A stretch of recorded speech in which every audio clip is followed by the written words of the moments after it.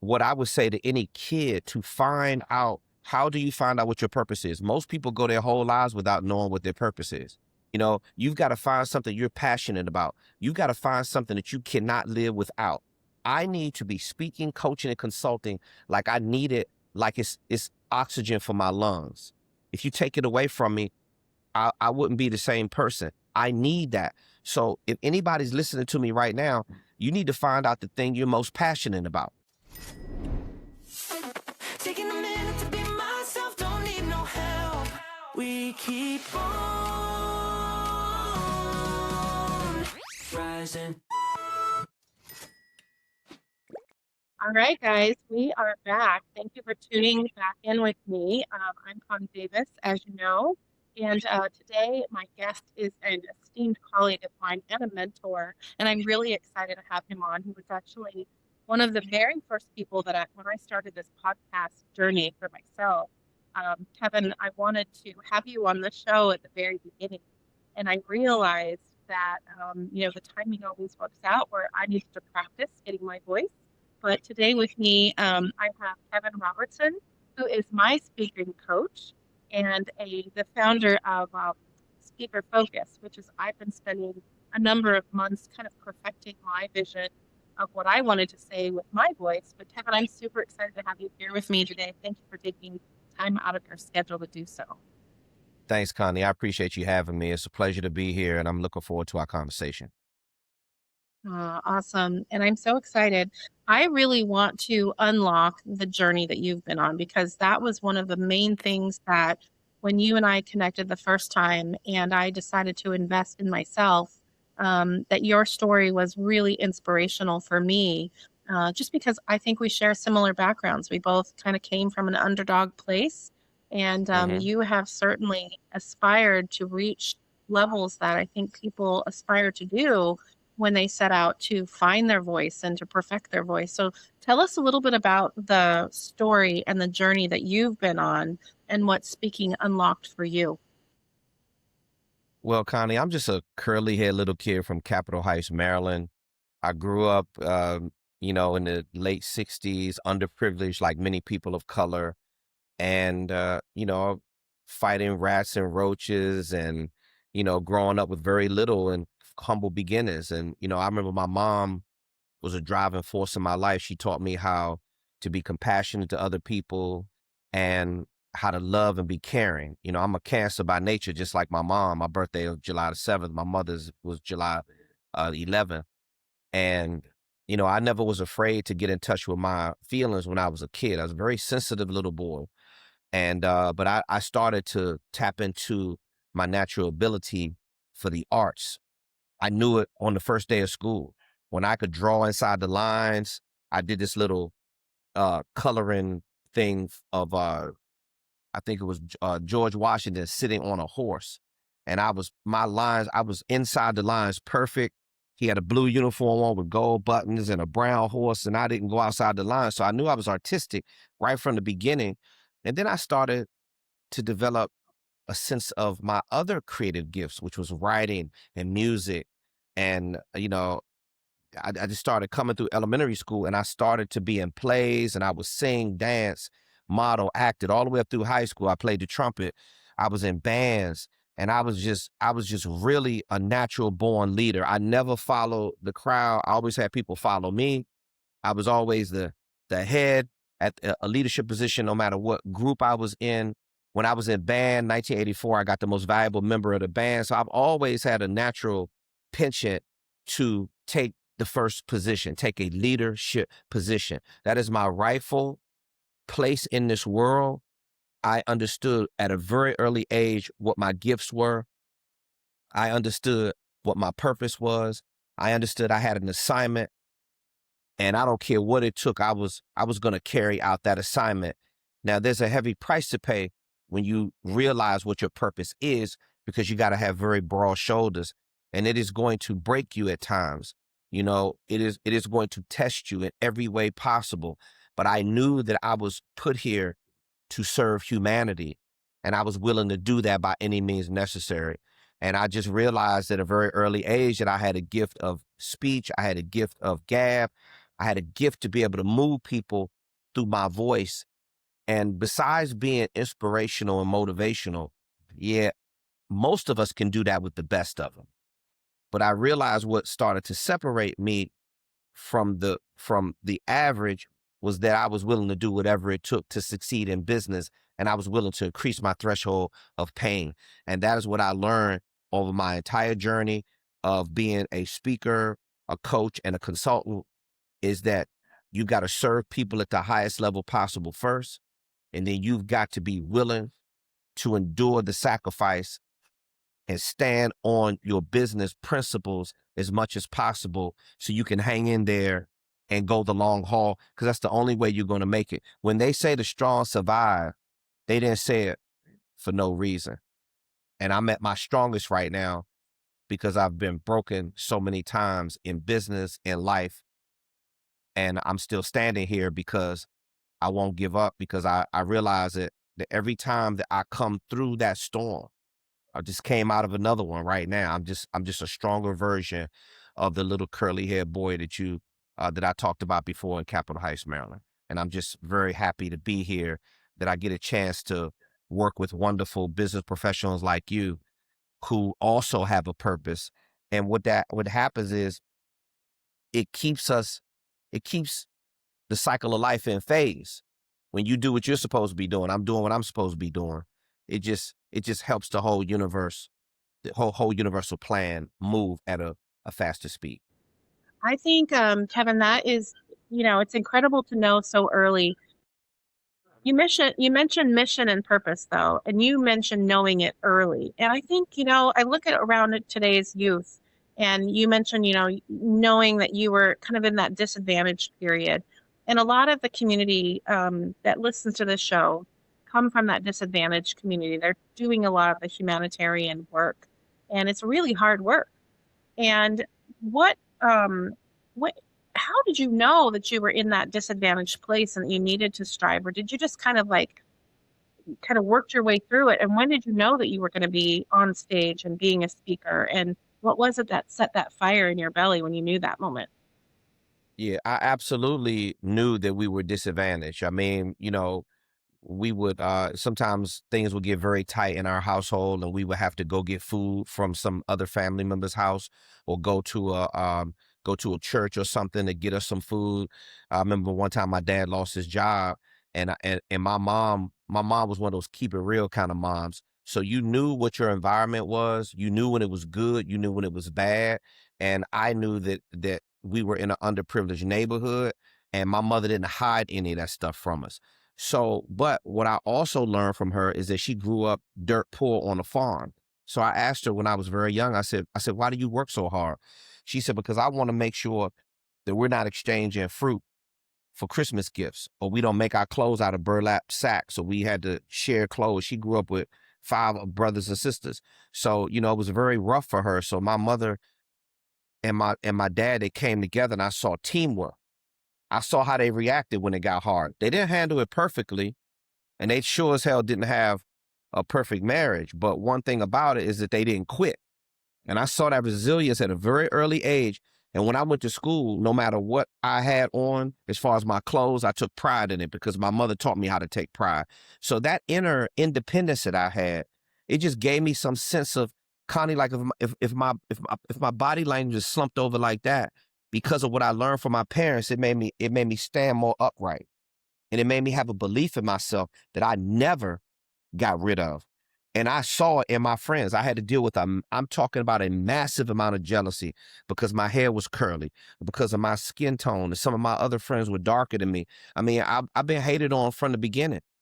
That's why this is about, my mission now is about taking nothing and turning it into something. Because I know if I did it, and I was able to identify that at a young age, I just knew that I was this leader. I felt like a leader. I felt like a king. I don't know where it came from. I know where it came from. I apologize. I know the universe blessed me. That was one of my gifts, was the ability to have people torment me, hate on me, bully me.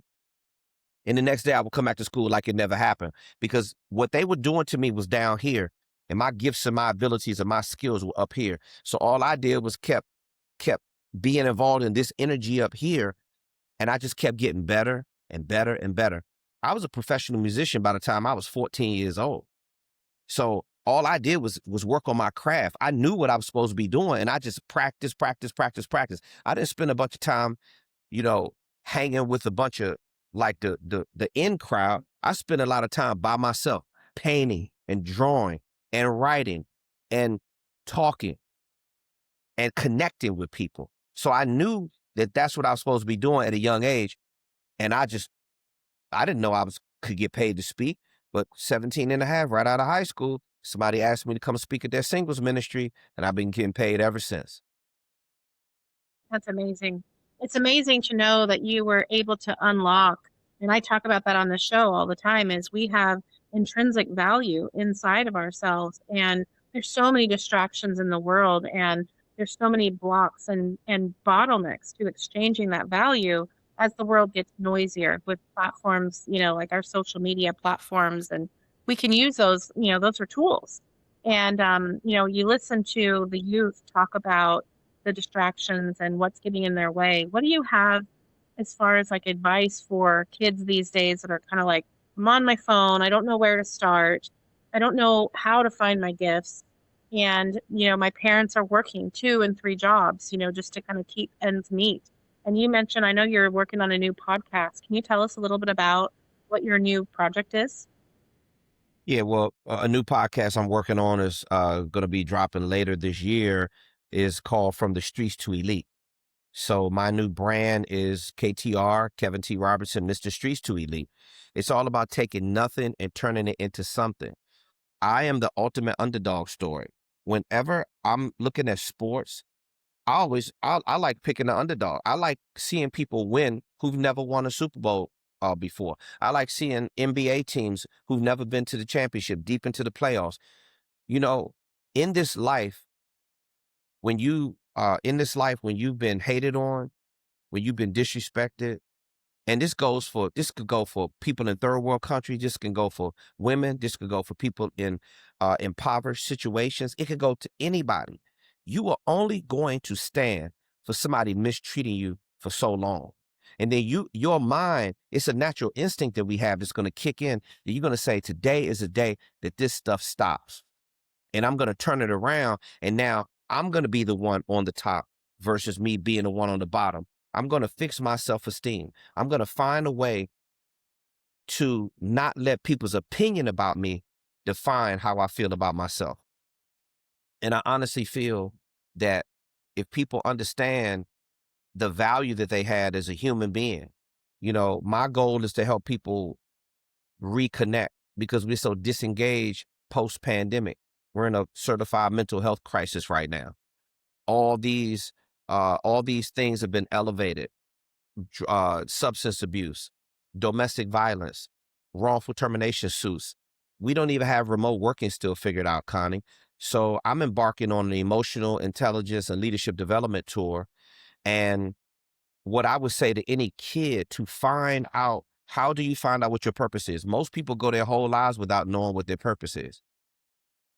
You've got to find something you're passionate about. You've got to find something that you cannot live without. I need to be speaking, coaching, and consulting like I need it, like it's oxygen for my lungs.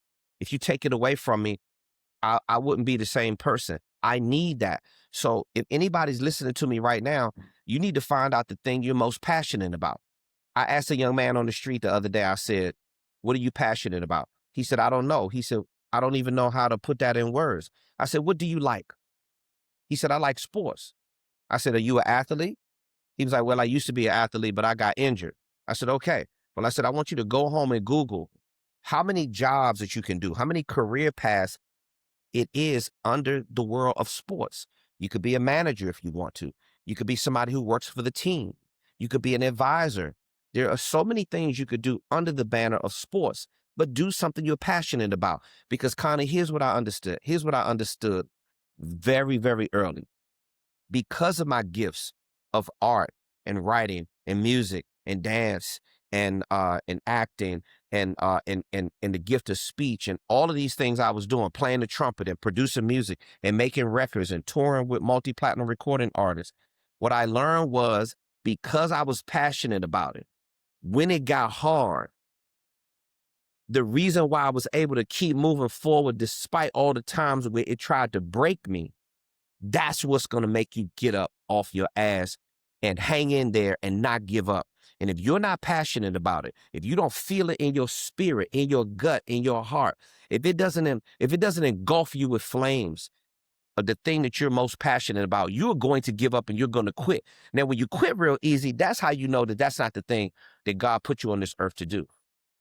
When you stick in there and you keep, people look at me like I'm crazy. Why is it that this man will not let go? Why is it that he keeps going on and on and on? Because I know that this is part of my destiny. And if you want to keep a date with your destiny, you do not give up. You have to tap into the innermost being of yourself. And you've got to close your eyes sometimes, Connie. You've got to meditate. You've got to pray, whatever it is you call it. And you got to sit in a quiet place and you got to listen to that voice come to you. It's going to tap you on your shoulder. It's going to tap you on your heart. It's going to say, this is the thing that I want you to do. This is the thing that makes you fulfilled, not happy, because happiness is fleeting. Happiness is a dopamine rush. We need it, but it's only going to last for a certain amount of time. Fulfillment, Connie, is sustainable. And sustainability is why I'm here right now. It's the very reason why I would never give up on one goal that I had since I've been, probably my first memory of knowing what a goal was when I was 5 years old. I got the lead in the play, The Candyman, and Libby and I think Janine was on the right and left of me, and we were dancing. And I knew I had to learn my lines. I had to learn the dance routine, and I knew I was committed to it. And once the curtains came open like that, I think I was in the first grade. If I'm not mistaken, I was 5 or 6 years old. And when I heard that applause from that audience, I knew I was going to be on stage for the rest of my life. That's how early I knew that that's what I was supposed to be doing. Now, did I understand how it all works? No, but that's not your responsibility. Your responsibility is to tap into your inner being, and you don't have to find it. It's going to find you. That's how you connect with your purpose, passion, fulfillment, sustainability. Yeah, and Kevin, you touched on like childhood memories, and what I heard is this: all of these experiences just kept proving to you over and over again, like you're supposed to go in this direction.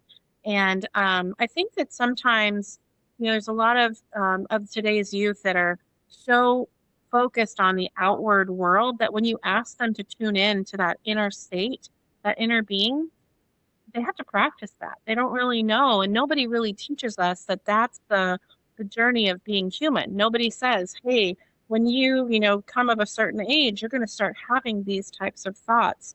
We don't learn that in school. We don't learn how to really cultivate and curate what those messages are telling us, that Mm-hmm. intuition. And that intuition is what keeps popping up and coming through in our work. There's things that we really like and there's things that we really don't like, but nobody really helps us show how to do that. So, how can today's leaders in business, working with minimum wage, people in their first job, when they get that first job and they really start kind of feeling what does it take to work for someone, to actually put your time and energy into something to get a paycheck so that you can go acquire the things that, that's what commerce kind of gets kind of described as. But we don't really talk about the commerce that's happening on the inside of ourselves as we Mm. work with ourselves. So what would you Yeah. say to like the youth today that they're going from street to elite, but they're really reaching for these goals? They're reaching for this dream life that they have. How do they tap into that? Yeah. It starts with emotional commerce, building in that relationship equity between you and your boss and your supervisor, whether or not you want to take the path of getting educated and work 9 to 5, which the majority of society does. And we need great employees and great workers. We also need people that are going to learn from that 9 to 5 and then move over to entrepreneurship, which is definitely not easy. You think it's easy going to a job, but some other entrepreneur who owns that company had to start that company from somewhere. They are taking a risk for the building and the place that you come to work and the investments of the equipment and the job that you have. They created that role for you to help them advance. So you have to learn the game. Most people in my coaching program, they started their career working a 9 to 5, and they learned their trade after decades of getting good at it. And then they say, you know what? I need to take the leap of faith right now, step out there on my own. So what I would tell people, especially if you're young, you have to do some soul searching. Because a lot of times when you come up with this dream and you're chasing a dream, your parents are not going to understand. They're going to give you advice from their perspective. They're going to either say, go to college. Like my parents said, take the civil service test and just go get a job or join the military. It's all they knew to tell me. My parents were not college educated. So college was not pushed on me. That narrative it didn't really exist in my household. So I ended up being on the street and getting a hard knocks life as, hustling dope and understanding how to survive out there for 5 years. While I should have had my ass in college, I spent my 5-year run learning the streets. And then I got involved in real estate and things of that nature. So it's what happens when you don't have a great connection with your parents and they're not in your ear giving you great advice. Your parents are like the first stage of mentorship that you learn. And if you can't get that from them, now I'm a young man of color. They told my generation, they told me I was going to be dead by the time I was 25 years old. So I believe that. So now you start participating in reckless behavior because you don't have any kind of leadership and direction. You see, mentorship and leadership and all these things that you and I are talking about right now all boil down to commerce. You learn commerce at a very young age. You learn about banking and having a savings account or a checking account. Getting remember you signed your what is it? It's not a work release form. What is the thing called? Like the first job you have to fill out a form to get a job. I can't remember the thing. Yeah, you fill out your first thing to get a job, and then you start getting your first paycheck. And if nobody's there teaching you how to budget your money, if nobody's teaching you how to spend it, how to save it, how to invest it, how to manage it, you have to learn these things the hard way. And most people, if you're not taught that in your house, you are going to learn the hardest way possible. And that's the way I had to learn. Crash and burn for a lot of years until you're able to figure it out on your own and you're able to invest in yourself. So anybody's young looking at this program right now, or even a parent who's dealing with a kid who's struggling, support their dreams. Find out what they're interested in. Find out if it's music, if it's art, if it's technology, if it's AI, if it's social media, and then start giving them any support you can, whether or not it's the financial support or the encouragement, so that they have enough confidence to walk upright a little bit straighter, step into their dream and be an active participant. Because Connie, I know a whole lot of people that says, yeah, I'm dream chasing, but they never chase the dream. They never catch up to it. I know a whole lot of people that say they're interested in stuff, but they won't put any effort. When I say be an active participant in your dream, you got to get in there, put your full metal jacket on, and you got to be willing to take shrapnel because it is literally commerce, spiritual warfare is what we're facing right now. And if you don't have some support system around you to uphold you spiritually, you're not going to have any confidence. If you don't know how to make money, you can't survive. Because anybody that says, oh, KTR is not about the money, they just don't understand how commerce works. You can't do anything without making an investment. And we're all engulfed in some type of trade, some type of buying and selling, some type of earning and investing. And you cannot do that unless you understand how it all works. And this is why I defer to subject matter experts like you who are on the cutting edge of crypto and commerce and the changes and regulation and how it all fits in as an entrepreneur. We're dealing with a lot of unknowns right now, Connie, and I'm helping my client base navigate these treacherous waters of AI and unknowns and uncertainty. But that's what life is all about. Little risk equals little reward. Big risk equal big reward. The biggest risk is not taking one at all. That's right. And, and thank you for calling that out because I have been actually witnessing that very in real time. And in fact, the equation's kind of flipped now. I'm seeing more adults put up the barriers and the resistance to learning new things than I'm seeing the kids, and the youth. Mm. So the youth are coming in and they're learning all this tech. because it's native to them. They're, Yeah. this is my thing, right? I'm used to touching a screen and doing all of the technology. What I've not got is somebody that really helps me with emotional learning and figuring out what my strengths are and making sure that I understand who I am and that the information that's inside of me actually has a place among all of this technology. And so Yeah. we're seeing kind of the roles reverse, and we don't see the emotional intelligence as much in adult population and the dismissiveness of the kids that do want to create with all of this new technology to create something for themselves. They're not getting that encouragement because the tech is overwhelming to the adult population. And so I think that that's a real opportunity for all of us as leaders with our youth to help them really figure out what is it that you do with this technology to really create real business exchange of value. So, what would you say to the adult population that are supporting you? Well, I would say to the adult population, we are struggling right now with understanding how to increase our emotional intelligence. So let's just break down what that is. So if you're a person who is lacking social skills or you're lacking connection with your relationships, then you're not going to be able to build any equity. You're not going to be able to build any social equity, relationship equity. You're not going to be able to. Equity is something you make an investment in time, energy, money, resources. You have to make that investment in that person, in that kid. So if you're an adult, try not to give your kid your perspective because you're only going to see it one-sided. Maybe you should tap into what they're into. Listen to some of their music. Go online and look at some of the stuff that they're interested in.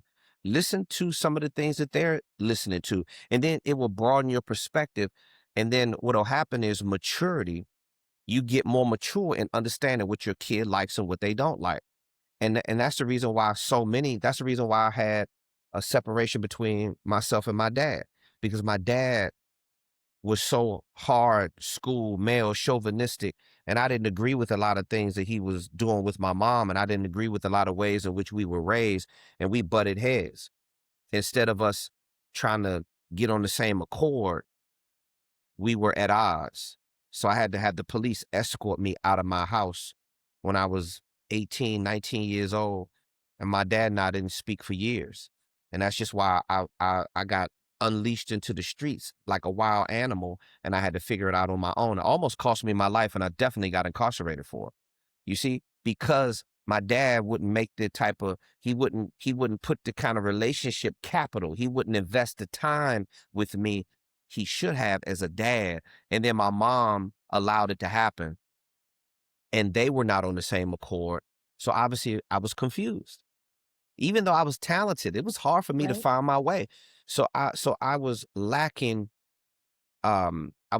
support, but at the same time I was learning how to heal my emotions and increase my emotional intelligence, which is making sure you can connect and communicate with people.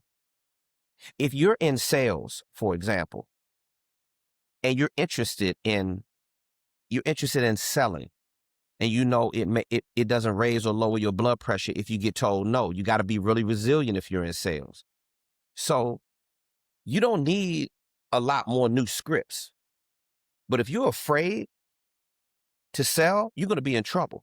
If you don't understand the personality type you're selling to, is it a man? Is it a woman? What generation are they from? If you don't understand proximity, if you don't understand intonation of your voice, these are all things, these inner things make you smart up here. And this is what a lot of people are struggling with. They don't understand the people who they're talking to. That watch this. It's four major personality types: thinker, relator, director, socializer. If anybody doesn't know what I'm talking about, go online and take the Myers-Briggs approach to personality profiling. You need to understand people's strengths, limitations, characteristics, and tendencies. Now, a lot of times, Connie, we think we know each other. This is why men are from Venus and women are from Mars. Women listen differently than men.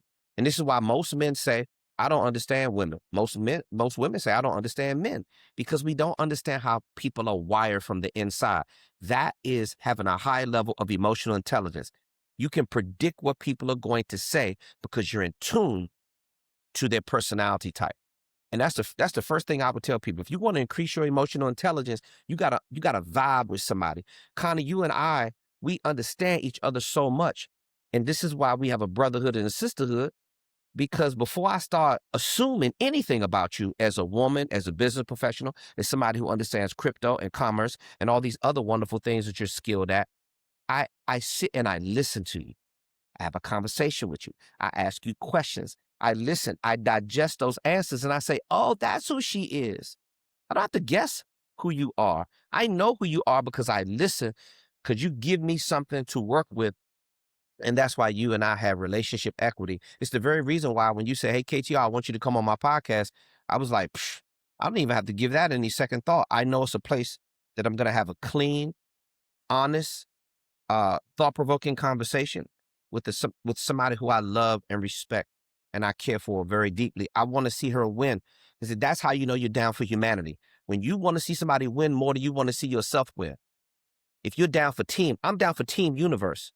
I'm down for team Connie Davis instead of saying, oh, it's all about KTR. I know I got a brand. I don't have to sell that.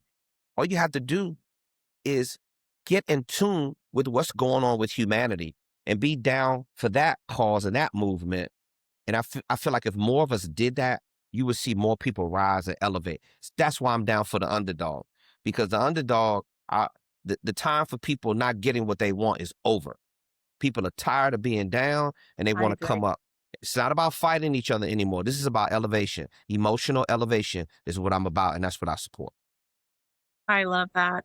And you're so right. I think that the intention that you just conveyed is I have an intention to listen to every single human being that's in front of me. And I've seen you do that. And you do that in your forums. You do that when you're coaching, upcoming speakers like myself that are practicing figuring out what their voice is. What is it that's meaningful that they want to talk about, that they can talk about, for 30 minutes without having to look at their notes? And that's where the passion Hmm. comes from. And, what's been interesting is, I've been on some different platforms having thought provoking conversations and dialogues, right? And there's a difference between speaking and communicating and having a dialogue, and they all have different purposes to them. However, Hmm. what I'm noticing on social media, and maybe you could give the audience some insights to why this happens, is on social media, which is your brand, it's kind of all about yourself. There's different ways that individuals can use their voice in different forums or mediums, right? And so when they set out to represent their brand, how do you coach them to really collaborate and listen in those different forms of communication Hmm. and or interacting with people, both in person, in video like we're doing right now, and then in those social media platforms? What needs to be consistent as they really portray their brand and what their voice and message is? Because that's the focus on that speaker's voice that we're trying to curate. And it's almost like you have to walk that walk. How do you keep them motivated to do that? Hmm. I'm glad you asked me that question. When you are speaking, you have a sender of the message. The one that's doing the most talking is a sender, and then you have the receiver of the message, the one that's doing the listening. They're processing your message and they're breaking it down. Now they're going to process your message through about 20 common communication filters. The top 5 are education, background, life experiences, upbringing, and belief system. So as you're talking, I am processing everything you're saying to me through these communication filters. And then I am getting my response to your communication. I'm trying to connect with you. That's what the goal is. But have you ever talked to somebody before, Connie, and they're just talking reckless? They're talking out of pocket, and you say to them, "Are you listening to Are you listening to what you're saying to me right now? Are you hearing what you're saying?" Most people are not really listening to their own voice when they're talking, and this is one thing I train speakers on: is when you're talking, you have to understand, what did I already say? What did I already say? You have to move the content around in your head to make a point, open up the point, make an example of the point, bring closure to the point, transition and pivot into your next point. You also have to have your head on a swivel Like I'm looking at your body language right now. I'm studying your eye contact. I'm seeing if is Connie's mouth shifting. Does she want to interject something in here? And you have to pay attention to all of that. You have that. This is when you have to have a high level of emotional intelligence. It's about reading people, Yes. reading the room, understanding emotions and what the hell is going on. But most people, they just try to talk through you. They have an agenda. And here's how you know that they're not really listening to you or they're not down for you or giving you information on social media that is beneficial to you. Because it's me, me, me, me, me, me, me, I. It's all focused on them. A person who understands how to listen to the marketplace, they deliver value. They make it work for the person consuming that content from the long form post that they're doing, maybe on LinkedIn, or if it's a video or something that you're posting, that video is supposed to be full of what I call high value content. We're in the information marketing era. Before I even think about processing a payment with one of my clients, I give away a massive amount of value first.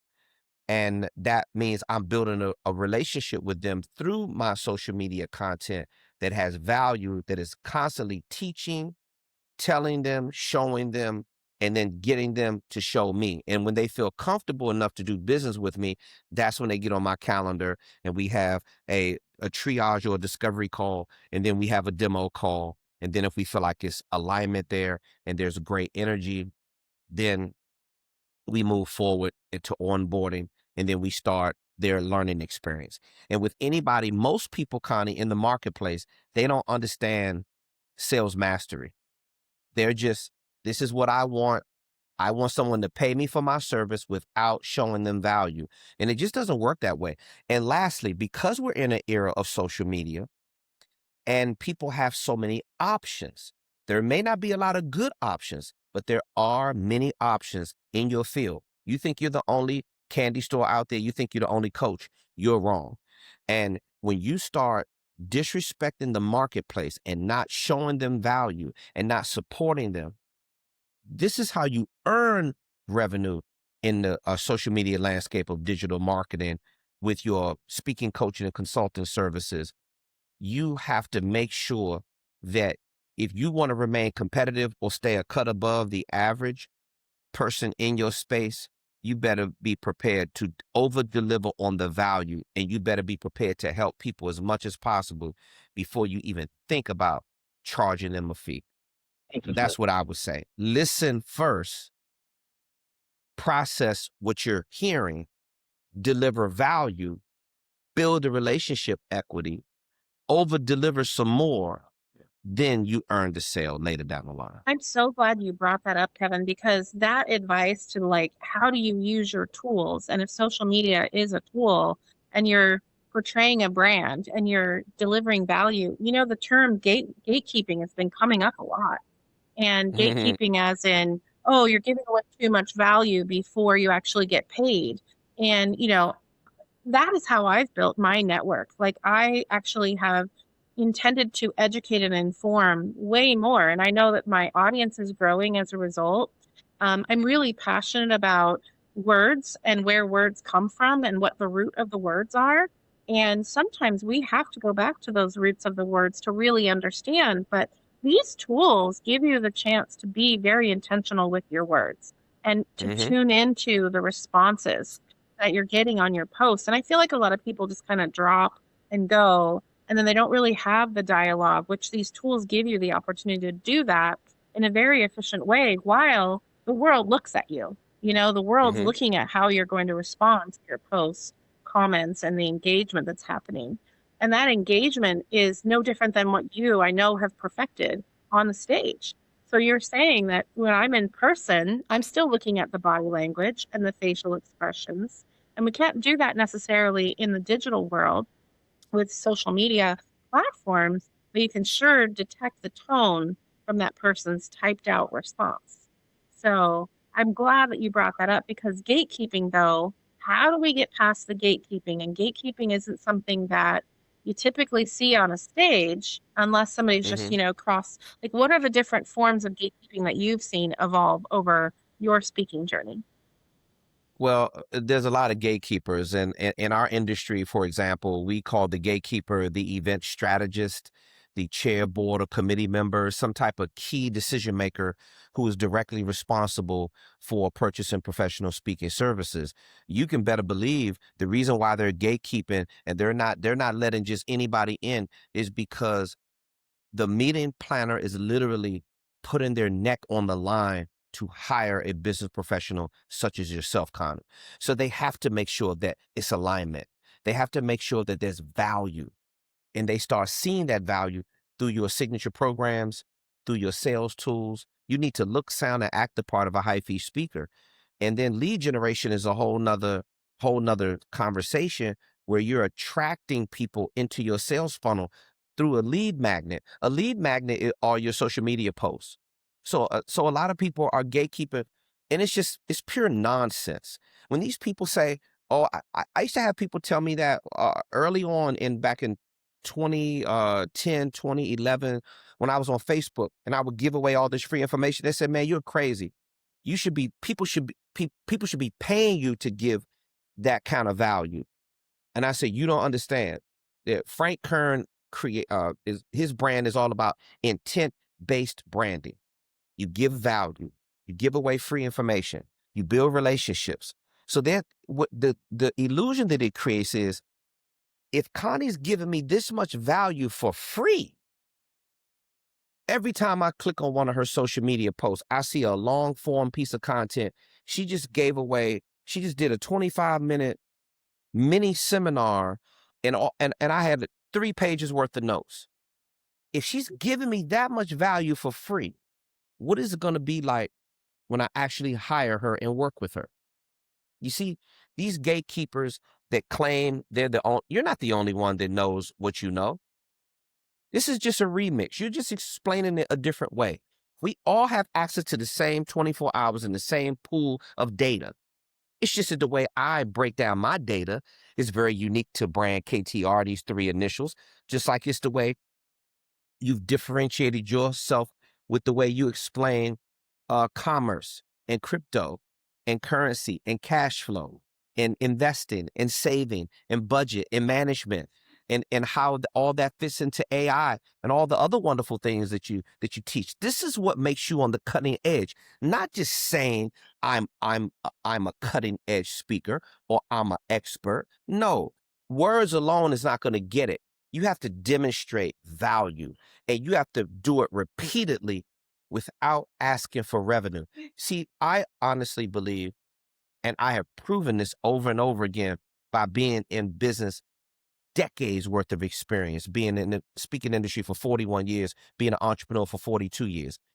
I realized, and I learned it the hard way, the byproduct of all my hard work, servicing people at a high level, being a great humanitarian, the byproduct of that is revenue that I'm able to take care of my family and pay my bills. And without me serving people at the highest level possible, without me educating myself, you have to first be empowered with these resources, this education, these techniques, these tools, these tips, these strategies. I have to study my behind off to make sure that I can deliver that value to my clients. And if I did my job the right way, then it turns into revenue. And that's how I'm able to take care of myself and to keep invested in myself. And that's how you build wealth. You build wealth first, Connie, with relationship equity. I am rich because I have people like you in my network, not because of what I have in the bank. And a lot of people don't want to have that conversation because they just simply do not understand. They're in broke, begging, and desperation mode, or they're greedy. And that's why they're gatekeeping all the information. They think they're the only ones with it. What the market has proven to us is that the marketplace is abundant, and that you may not have the information right now, but if you do the right kind of Google search, you will attract the right kind of coach who will be in alignment with your goals, and they will get you to where it is that you need to be if you don't have the education to do it yourself. That's what I know. That's a fact. Very well said, Kevin. This is exactly where I knew the moment that we were aligned is that you're just pulling this value and strength out of individuals like me, like and you're like, I see you, and I'm not going to let you get away from yourself, and you've got that voice inside of you. So it's no wonder that you've built the type of business that you have. Well, Kevin, thank you for being such a fantastic human being on this planet. We need definitely more people to kind of see what's possible when we really let go of all of the heavy stuff that we can get caught up in and choose to be intentionally kind, intentionally kind and loving to other people. And that's what is going to change this world, I think, that we're all living in. But thank you for being there for me. Thank you for pulling all of that great strength out of all of your clients and all of the people that you've taught over the years. This is a way to leave a legacy, and I'm super honored to be working with you. Thank you for listening to Unlocking Commerce and Business. If this conversation resonated, here's what you can do.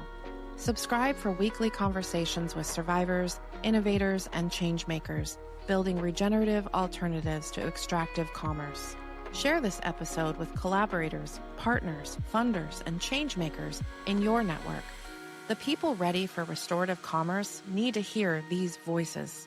Drop a comment below. Tell us what patterns you're recognizing or what solutions you're building.